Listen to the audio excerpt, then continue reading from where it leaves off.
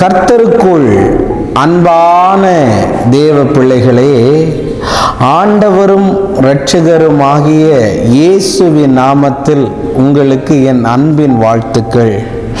இந்த நாளிலேயும் ரோமர் 8வது அதிகாரம் அதனுடைய 24வது வசனத்தை வாசிக்கிறேன். அந்த நம்பிக்கையினாலே நாம் இரட்சிக்கப்படுகிறோம். காணப்படுகிறதை நம்புகிறது நம்பிக்கை அல்ல. ஒருவன் தான் காண்கிறதை நம்ப வேண்டுவது என்ன என்று எழுதியிருக்கிறது. இன்னைக்கு மெசேஜோடைய தலைப்பு என்ன தெரியுமாங்க? பாதை தெரியாத குருடன் என்று நான் பேச விரும்புகிறேன். இந்த வேத வசனம் என்ன சொல்லுகிறது? காணப்படுகிறதை நம்புகிறது நம்பிக்கை அல்ல அப்படின்னு சொல்லப்பட்டிருக்கு. ஏன்னா ஒரு விஷயம் உனக்கு தெரிகிறதுனால நீ நம்புகிறாய். ஒரு விஷயம் உனக்கு புரியறதுனால நீ அதை நம்புற. ஆனா வேத வசனம் என்ன சொல்லுது தெரியுமா? காண்கிறதற்கு பேரு நம்பிக்கை அல்ல, ஒருவன் காணாததை நம்ப வேண்டும் என்று வேதத்தில் எழுதியிருக்கிறது. இன்னைக்கு நான் உங்ககிட்ட சொல்ல வரேன், காணாததை நம்புகிறவங்க தான் நம்புங்க. தோமாவை பார்த்து ஆண்டவர் சொன்னாரு, தோமாவே நீ என்னை கண்டதினால் நம்பினாய், ஆனால் என்னை காணாமல் இருந்தும் என்னை விசுவாசிக்கிறவர்கள் பாக்கியவான்கள் என்று வேதத்தில் எழுதியிருக்கிறது. இன்னைக்கு பிரதர், என் வாழ்க்கையில் எந்த பாதையில் போறதுன்னு தெரியல, என் வாழ்க்கையில் என்ன பண்ணுறதுன்னு எனக்கு புரியலை, ஒரு மாதிரி கண்ணை கட்டி காட்டில் விட்ட மாதிரி இருக்குதுன்னு சொல்லி ஒருவேளை நீங்கள் வேதனையோடு இதை பார்த்துக்கிட்டு இருக்கலாம். அதனால தான் நான் சொன்னேன், பாதை தெரியாத குருடன் என்று. தேவ பிள்ளைகளே, இன்னைக்கு காண்கிறதுக்கு பேரு நம்பிக்கை இல்லைங்க.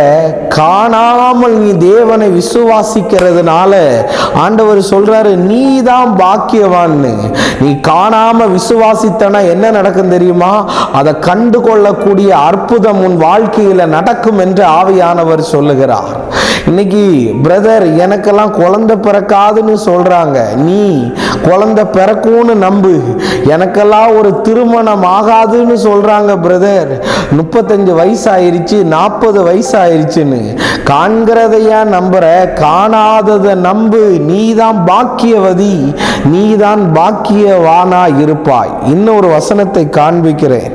ரோமர் 8:25 சொல்லப்பட்டிருக்கு, நாம் காணாததை நம்புவோமாகில் அது வருகிறதற்கு பொறுமையோட காத்திருக்கணுமா. காணாததை நம்பணும்னா நம்ம பொறுமையை இழந்து விடுவோம். ஆனா இன்னைக்கு நான் சொல்ல வரேன், ஆபிரகாம் வாக்குத்தத்தம் பண்ணப்பட்டதை பொறுமையோடு கூட பெற்றுக்கொண்டானாம். அவசரப்படலை, எதுவும் ஸ்ட்ராட்டஜியை யூஸ் பண்ணலை, ஆர்வ கோளாறில் போய் எதையும் பண்ணலைங்க. இன்னைக்கு நான் உன்னை பார்த்து சொல்ல வரேன், இன்னைக்கு நீ எதுவுமே உனக்கு தெரியலையா? எந்த வெளிச்சமும் உனக்கு காண்பிக்கப்படலையா? கவலைப்படாத.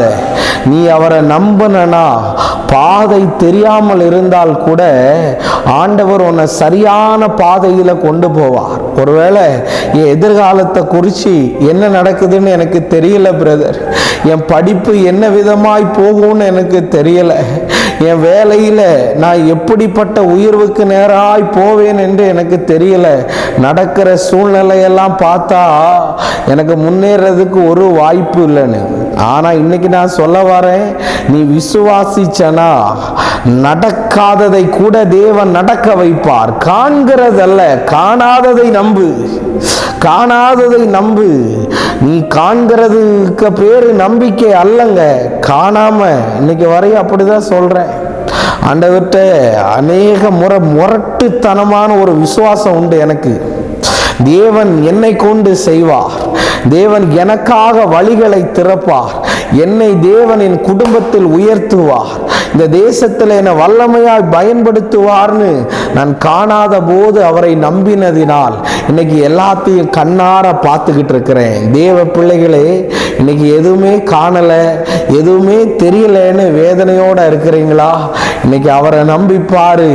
பாதை தெரியாதவனுக்கு கூட அவர் பாதையை வைத்திருக்கிறார். நம்ம ஜெபம் பண்ணலாம்.